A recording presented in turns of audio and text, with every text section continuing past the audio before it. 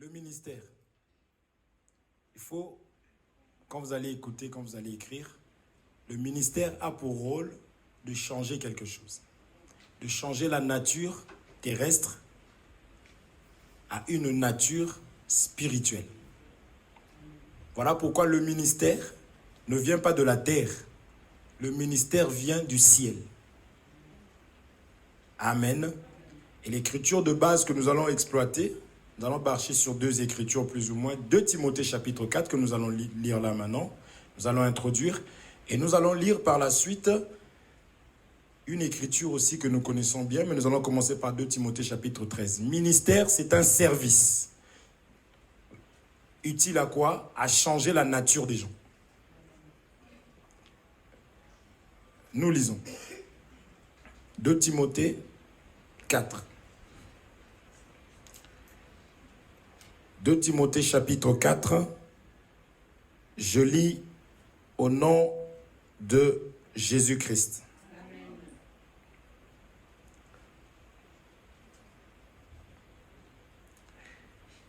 Je t'en conjure, devant Dieu et devant Jésus-Christ, qui doit juger les vivants et les morts, et au nom de son apparition et de son royaume.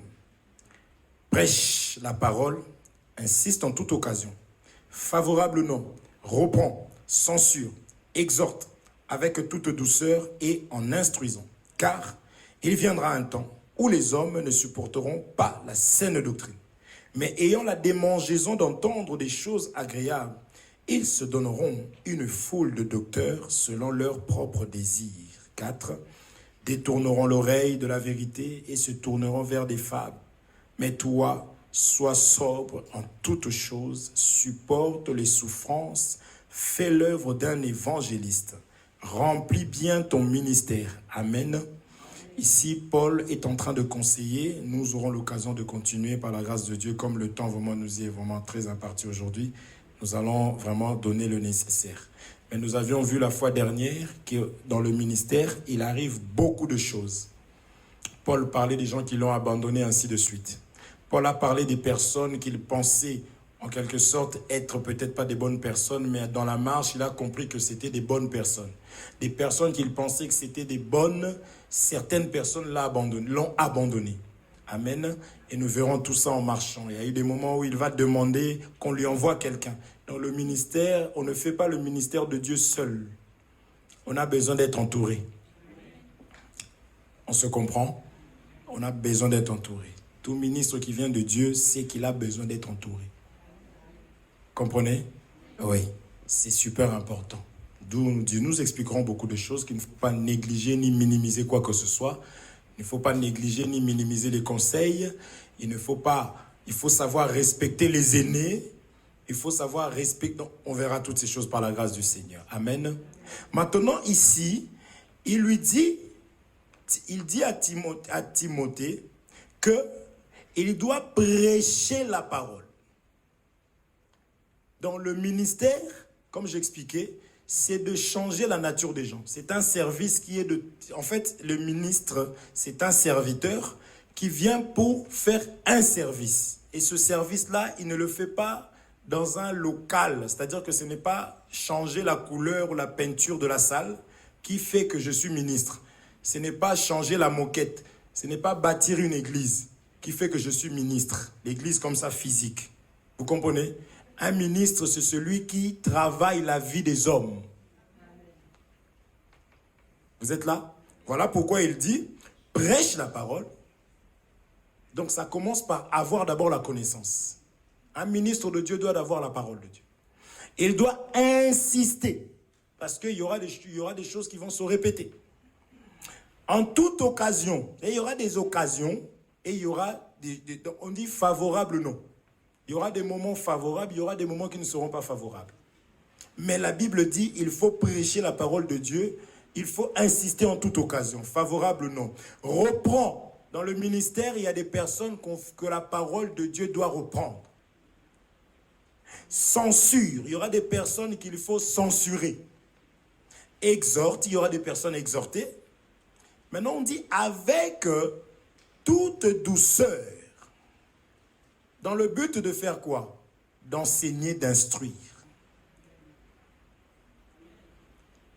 Nous sommes là? Si Dieu parle ici de censurer, d'exhorter, tout ça, et qu'il faut instruire, c'est parce que le ministre ira vers des personnes qui ne sont pas instruites. Le ministre va aller vers des personnes qui n'auront pas un bon comportement. Parce que si ces personnes étaient parfaites, pourquoi on va envoyer le ministère? Vous comprenez? Important. Ça, c'est des choses qui vont permettre à ce qu'un enfant de Dieu sache reconnaître que celui-là est de Dieu, celui-là n'est pas de Dieu. Parce que lorsque Dieu parle comme ça, 2 Timothée 3,16, j'aime beaucoup cette écriture. Ça, c'est l'écriture de qui? De Rachel. 2 Timothée chapitre 3, verset 16. Écoutez. Toute écriture est inspirée de Dieu et utile pour enseigner. Est-ce que vous êtes là? L'écriture, le ministère doit avoir la parole. La parole en question, ce n'est pas la parole de l'homme, c'est la parole de Dieu. Et ce qu'il doit dire doit être fondé sur les Écritures. Voilà pourquoi ici on nous dit déjà, toute écriture est inspirée de Dieu et utile pour enseigner, pour convaincre, pour corriger, pour instruire dans la justice, afin que l'homme de Dieu soit accompli et propre à toute bonne œuvre. Je voudrais dire ici que on ne peut pas plaisanter avec les Écritures. On ne doit pas jouer avec l'Écriture. L'Écriture vient de Dieu, inspirée de Dieu. La Bible est inspirée de Dieu. La Bible n'est pas l'écriture d'un homme. Vous allez entendre beaucoup de choses sur la Bible. Et moi, j'aime beaucoup les personnes qui vont dans notre Bible pour pouvoir nous bloquer. J'ai beaucoup de respect pour ces personnes-là. Vous voyez? N'est-ce pas?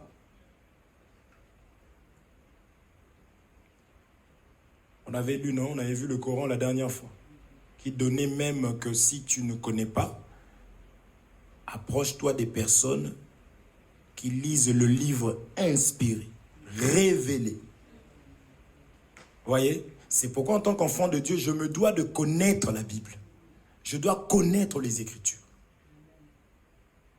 Nous sommes là. Je dois connaître les Écritures. On me dit que ça vient de Dieu. Quand je lis cette Bible, je dois être dans l'empressement. Je dois aimer lire la Bible. Plus que les courriers qui viennent de la CAF ou d'autres. C'est la Bible qui donne l'intelligence et la sagesse. Peut-être que moi, en parlant comme ça, tu peux dire, je sais qu'il n'y a pas ça ici parce qu'on a déjà enseigné que nous sommes là pour parler de vos vies. Donc ici, j'entends plus, il a parlé de moi, mais je veux parler de qui? N'est-ce pas? En toute douceur, en instruisant. Ok? Je bénis le Seigneur pour ça, que Dieu vous bénisse. D'accord? C'est important. Ok? Donc, il y a des personnes, quand on parle comme ça, la personne va dire, on m'a parlé, mais va un peu lire la Bible. Des fois, en lisant la Bible, tu vas te rendre compte que non, là, c'est Dieu lui-même qui m'a parlé. Tu ne peux pas dire que la Bible, là, m'a visé. C'est toi-même qui as ouvert, et en lisant, tu t'es rendu compte que, Dieu est en train de me parler. C'est aussi une des manières que Dieu a mis en place pour bénir quelqu'un, même pour délivrer quelqu'un. C'est pourquoi nous ne pouvons pas accepter que les gens essayent de faire de nous des gourous. Même pour lire la Bible, il faut que tu m'appelles. Non. Je n'ai pas envie d'avoir des problèmes avec Dieu. Il faut que tu lises ta Bible aussi tout seul. Tu l'ouvres, tu lis, tu comprends. Si tu as des questions, là on peut en partager. Si tu ne peux pas en partager avec tes frères, avec les frères et sœurs, tu veux partager ça avec ton frère Hervé. Là, d'accord. Mais nous devons lire la Bible. D'ailleurs, nous le savons, la personne qui lit la Bible, parce que tu es obligé d'avoir des questions. Et c'est ça que nous aimons. On s'appelle 10 fois dans la journée, les 10 fois là, aucune fois. Tu m'as dit, j'étais en train de méditer, franchement, je te dis dans mon cœur, je dis, il y aura des appels que je vais zapper. Vous voyez, si tu m'appelles 10 fois pour me dire, oui, il y a ça, d'ailleurs, je voulais savoir. Ok, mais il y a rien on n'a rien à se dire. Mais tu appelles seulement et je comprends que Comprenez? C'est ça. Le ministère est là pour instruire. Est-ce que nous sommes là? On peut poser une question sur le mariage, on va apporter, par la grâce de Dieu. Poser une question sur les enfants, on va apporter. Mais juste comme ça, parler comme ça, ça nous ramène facilement à critiquer. Parce que l'ennemi, dès lors où le Seigneur dit ces choses-là, que toute écriture est inspirée de Dieu, utile pour corriger, convaincre, afin que l'homme de Dieu soit propre à toute bonne œuvre. Vous voyez, le ministère, oui, mais il doit travailler avec la parole. Et c'est la parole que Dieu a donnée qui va faire que cet homme-là, le ministère, va pouvoir maintenant réussir dans sa mission. Nous sommes là. Je suis en train d'introduire, mais c'est des choses que nous allons toucher. Voilà pourquoi lorsque Dieu prend le ministre n'est pas choisi ici dans ce monde. C'est quelqu'un qui est choisi dès le ventre. Critère de sélection. Quand est-ce qu'il est ministre? Il est ministre depuis le ventre. Ici, je fais exprès parce que nous avons Jérémie. Ce n'est pas un homme qui fait devenir l'homme ministre, non. Nous expliquerons. Ce n'est pas un homme. D'accord? Ici, quand? Dès le ventre. Lisons cette écriture de Jérémie.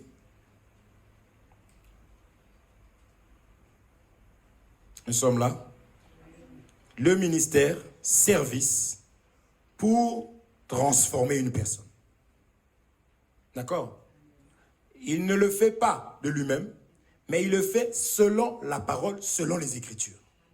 D'accord? Quand est-ce qu'il est choisi?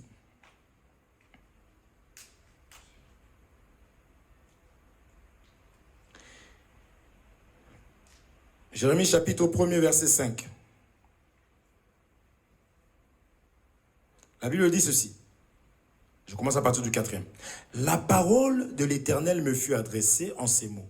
Avant que je t'eusse formé dans le ventre de ta mère, je te connaissais, et avant que tu fusses sorti de son sein, je t'avais consacré. Dieu ne nous connaît pas dans le ventre de la mère, vu que c'est lui qui vient nous déposer, n'est-ce pas? Dieu nous connaît bien avant. Amen. Mais seulement, avant que tu fusses sorti de son sein, je t'avais consacré. Je t'avais établi prophète des nations. Amen. Je disais, Dieu nous connaît depuis avant. Parce que Dieu connaît toutes choses. Pour ne pas aller dans l'éternité. Bien que ce soit aussi un peu ça. Mais quand tu étais dans les reins de tes parents, Dieu te connaissait, il voit. D'accord? Et après, les parents vont se retrouver et le père va faire passer l'enfant chez la maman, dans le ventre. Dieu connaissait. Maintenant, Dieu dit ici, c'est là qu'il va maintenant établir prophète des nations. Ok? Il va établir dès le ventre. C'est là que Dieu établit. Parce que, comme il est le premier en tout, hein, là encore c'est un mystère. Pour que quand tu viens dans le monde, que tu ne puisses pas être détourné. Hein? C'est ça, non? Jean-Baptiste. Avant qu'il arrive et qu'il commence à travailler, Dieu a déjà donné un petit coup d'accélérateur dans le ventre de sa mère, Élisabeth. Ok? Là, je parle comme ça des vrais serviteurs, parce que nous verrons tout ça. Je suis dans les vrais serviteurs. C'est quelqu'un qui est établi dès le ventre. Cet homme-là va avoir des comportements que tout le monde ne va peut-être pas comprendre. Vous êtes là? Tout le monde ne comprendra pas forcément. Parce que cet homme-là, d'une certaine manière, on l'appelle Lévite. On l'appelle Lévi. Vous voyez? il a un fardeau dans son cœur, même étant enfant, même étant païen. Parce que ce que j'explique, c'est établi dans le ventre, mais comme tout homme, lorsqu'on arrive dans le monde, on est né de nouveau, on vient dans ce monde, dans ce premier monde-là, nous savons qu'il faut la seconde naissance. Même pendant que cet enfant va vivre, même si, supposons, hein, il doit être, on prend l'exemple de Paul. Vous voyez, il peut être très violent. Et dit, mais lui là vraiment, c'est vraiment, mais lui il va aller en enfer. Hein. Tout ce qu'il fait vraiment là, vraiment, c'est terrible. Or que c'est parce qu'il y a déjà quelque chose en lui. Et comme il n'a pas encore rencontré le ministère, parce que le ministre doit être aussi façonné par le travail d'un ministre. On va arriver dans tout ça. Comme il n'est pas encore né de nouveau, comme il n'a pas encore... Donc il aura un comportement, mais en lui, il a l'appel. Vous voyez? Et quand le moment sera arrivé, Dieu va faire qu'effectivement, qu'il soit dans un banc, qu'il aille à l'église, qu'il écoute la parole, qu'il soit touché, parce que il est appelé déjà. Et il va commencer à écouter la parole. Malgré qu'il écoutera la parole, il va manifester certaines faiblesses. Quand on est nouveau-né, n'est-ce pas? Nouveau-né. Donc on n'est pas encore affermi, donc on tombe, on fait des erreurs. Il peut être aussi impoli. Vous suivez? Et en étant encadré par le ministère, c'est ça que Salomon dit, le fer aiguise le fer. Vous comprenez? Ici, c'est pour faire attention à des personnes qui débarquent comme ça. Dieu m'a appelé, j'ai vu Jérémie 1, 5. Dieu il m'a établi depuis... Non, non, non. Il faut que tu fasses le travail, tu sois frère. Parce qu'un ministre qui n'a jamais été frère, ça sera un dangereux. Parce qu'il ne va pas pouvoir comprendre les autres. Vous comprenez? Il va croire qu'il est chef. Il va d'ailleurs croire que l'église, c'est sa maison. Il va commencer à décider, manquer du respect aux gens au nom du ministère. Vous comprenez? Mais un ministre qui est réellement passé par là, il comprendra les autres. Vous suivez? Parce qu'on va y arriver. D'accord? Donc il est établi, il est né ministre, il est né frère, il est né, pardon, païen. Parce que vous allez entendre des choses. Hein. Moi j'ai été établi depuis le ciel, c'est écrit. Donc même quand j'étais né, j'étais déjà enfant de Dieu. Oh. Dieu a tant aimé le monde qu'il a donné son Fils unique, afin que quiconque croit. Donc, ça veut dire que si d'ailleurs tu es appelé, ça sera facile pour toi. Nous sommes là. Parce que c'est important de parler du ministère. Parce que si Dieu parle du ministère, il y aura aussi, le ministère c'est un service. Donc il y a d'autres services et vous allez reconnaître par le travail qui est fait dans la vie des gens. Ok? Or, on a expliqué que le ministère véritable, c'est de prendre quelqu'un qui est terrestre, de faire devenir spirituel, céleste. Terrestre, charnel, spirituel, céleste. Nous sommes là. C'est très important. Cette personne-là doit travailler selon la parole de Dieu. Il doit apporter la parole de Dieu. Il n'y a aucune autre chose que la parole de Dieu qui pourrait faire que nous soyons ramenés vers Dieu. Parce que Dieu n'accepte que sa parole. Dieu n'aime que sa parole. Dieu ne bénit que sa parole. En fait, il fait tout autour de lui-même. Il s'aime lui-même. Il se bénit lui-même. C'est pourquoi je disais que lorsque nous avons l'enseignement, il faut dire que je suis béni de Dieu. Il ne faut pas pleurer. Pleure lorsque la parole de Dieu ne va plus rentrer en toi. Mais si tu as mangé qu'une pomme, mange la pomme comme il faut, bois de l'eau comme il faut, dis Seigneur que ton nom soit glorifié. Mais ne te lamente pas parce que tu n'as pas reçu les biens de ce monde. Parce que l'amour du Seigneur, je vous le dis et je répète, c'est quand il nous envoie l'enseignement. C'est quand il nous envoie la parole. Parce que c'est la parole qui va nous ramener au ciel. Amen. C'est la parole. Et ce qui est encore merveilleux, c'est que dans cette parole, nous avons le pardon de nos péchés. tels que nous sommes là par la grâce de Dieu. Nous vivons que par la grâce de Dieu. C'est pour cela que lorsque un de nous, son péché se manifeste, nous lui disons, allez, repens-toi, on comparte. Le chemin est long. Relève-toi, allons-y. On ne vient pas, oui, tu as vu l'autre là-bas, tu as vu ceci. Nul n'est meilleur que qui que ce soit. Tout ce que nous sommes la grâce de Dieu. Est-ce que nous sommes là? C'est la grâce du Seigneur. Donc, tout se fait autour de la parole. Pourquoi? Regardez, Dieu ne peut pas nous appeler sans nous donner la parole. C'est impossible. Lisons cette écriture. Regardez. Si je trouve 1 Corinthiens chapitre 1 verset 21. Regardez, 1 Corinthiens chapitre 1 verset 21. Donc ici tu peux mettre, on touchera. Comment est-ce qu'il doit travailler le ministre en question, comme on a expliqué, par la parole. Il doit aimer la parole. Lui-même, il doit aimer la parole. On va y arriver. Vous êtes là? 1 Corinthiens, donc, chapitre 1, verset 21. Je lis au nom de Jésus-Christ. 1 Corinthiens, chapitre 1, verset 21. La Bible dit ceci. Car puisque le monde, avec sa sagesse, n'a point connu Dieu dans la sagesse de Dieu, il a plu à Dieu de sauver les croyants par la folie de la prédication. Amen. Il a plu à Dieu de sauver par la folie de la prédication.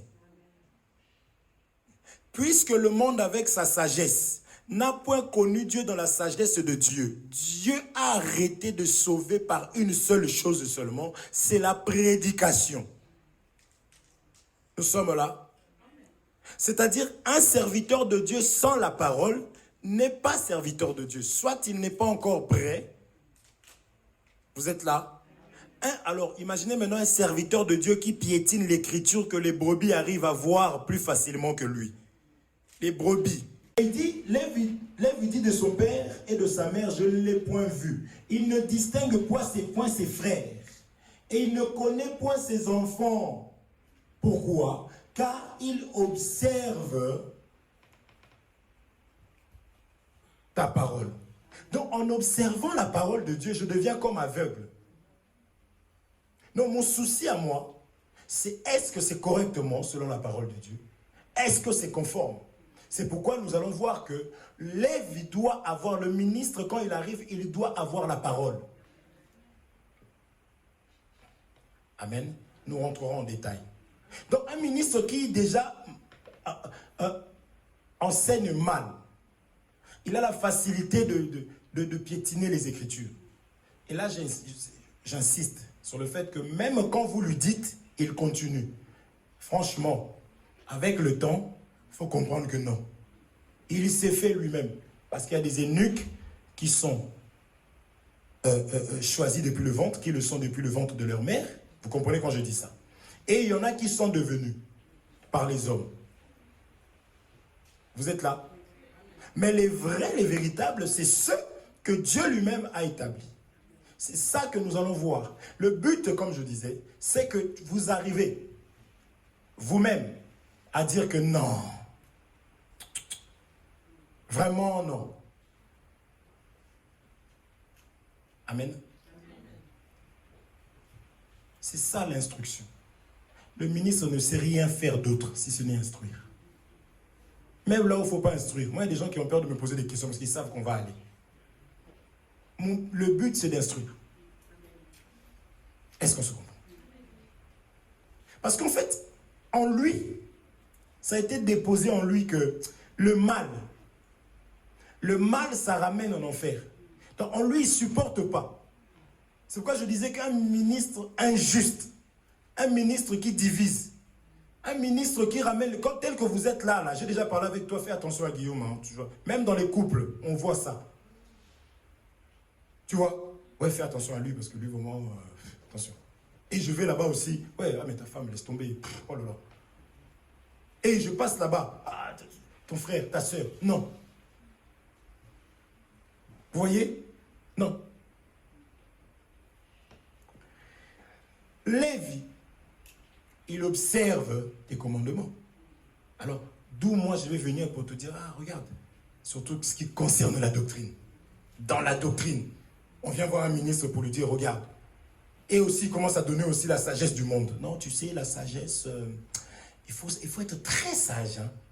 Tu es plus sage que Dieu? Oui, ça c'est pas un eunuque.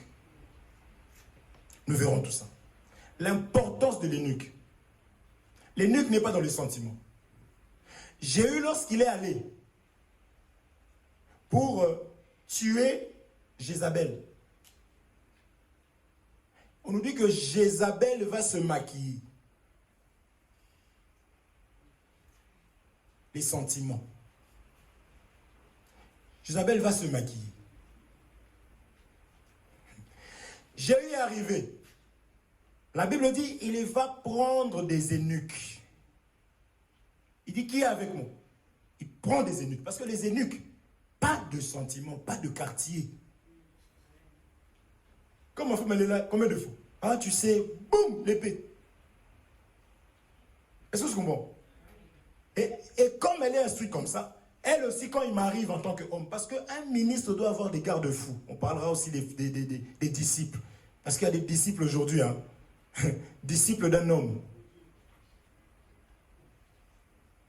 Oui, disciples d'un homme. Vous comprenez? On n'est pas disciple d'un homme. On est disciple de Dieu. Donc l'homme, quand il marche selon la parole de Dieu, gloire à Dieu. Mais si même je l'aime et que je vois qu'il est en train de... Je ramène la parole, qui est l'amour. S'il me rejette pour ça, oh mais gloire à Dieu.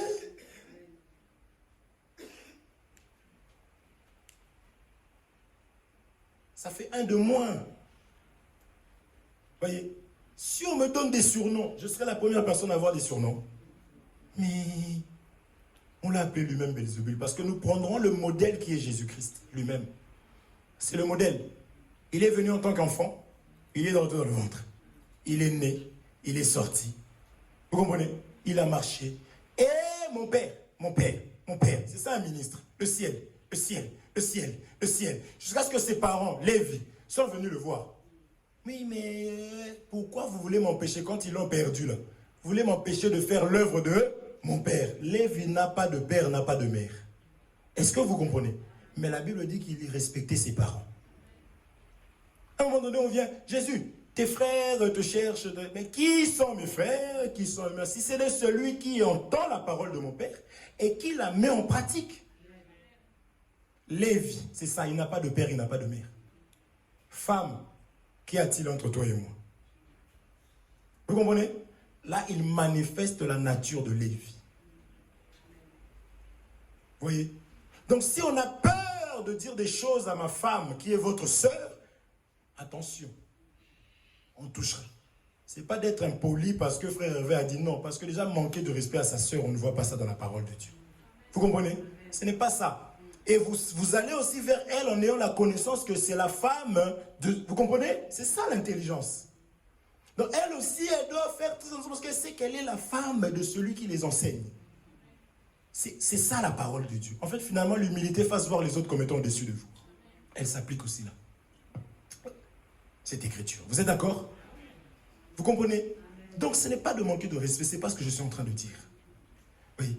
Mais c'est pas que, non, c'est la femme du... Elle passe derrière le dos là-bas, elle va voir le bien-aimé qui s'occupe de l'argent. Oui, écoute, on n'a rien à manger à la maison, donne-moi. Quoi? Vous comprenez? Non, là ça devient l'église, leur église à eux. Parce que c'est la maison de Dieu. Et dans la maison de Dieu, il y a l'ordre. C'est ça l'importance de l'évangile. C'est pas quelqu'un arrive ici, normalement quelqu'un arrive de dire, où est la femme déjà moi je la présente tout le temps. Tout le temps je la présente, parce que je suis fier. Vous voyez? Mais c'est pas que, la femme du pasteur, je suis sûr que c'est celle qui était assise là-bas, là, qui était bien spirituelle. Hein. Spirituelle parce qu'elle était comme ça.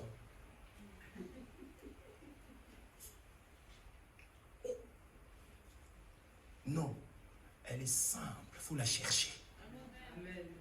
C'est comme ça la parole. Vous comprenez? Nous commençons le culte, elle est prête. C'est pas parce qu'il faut qu'elle rentre.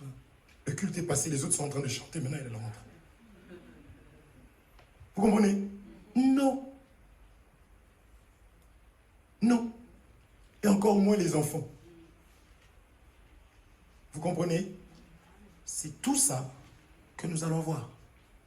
Le travail va se faire comment? Comment il le fait? Qu'est-ce qu'il doit dire au peuple? Qu'est-ce qu'il doit apporter au peuple? Nous allons voir ça. Parce qu'on ne parlera pas que de ministres, mais nous allons parler du travail auprès du peuple. Et nous aussi qui écoutons la parole de Dieu, si nous sommes réellement conduits par un serviteur, nous devons voir aussi un résultat. On ne peut pas pendant une année, 5 ans, on est là, on écoute la parole de Dieu, mais on est toujours des bébés.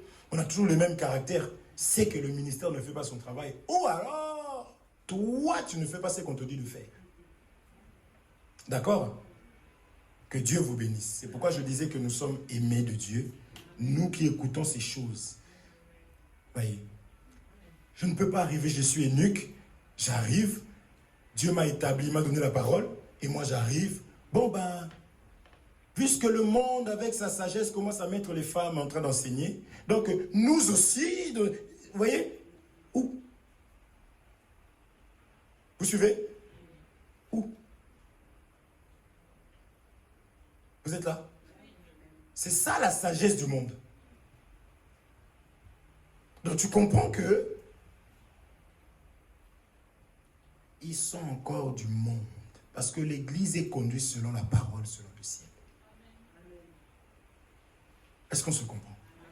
C'est très important ce thème parce que c'est vraiment la marche de l'Église. C'est très, très, très important. Pour pas qu'on se trompe. Pour pas qu'on puisse s'embrouiller. Que Dieu vous bénisse. Amen. Nous allons élever nos voix, nous allons prier. Lève ta voix là où tu es. Dis encore au Seigneur de nous aider dans ce message. Vraiment que nous puissions parler de sa part et que ce message puisse apporter vraiment la vie. Demande à ce que Dieu puisse aussi nous conduire. Demande à ce que la grâce du Seigneur soit sur nous afin que rien ne vienne aussi perturber ce thème. Prions dans le nom de Jésus-Christ. Seigneur mon Dieu, nous implorons ta pitié et ta grâce.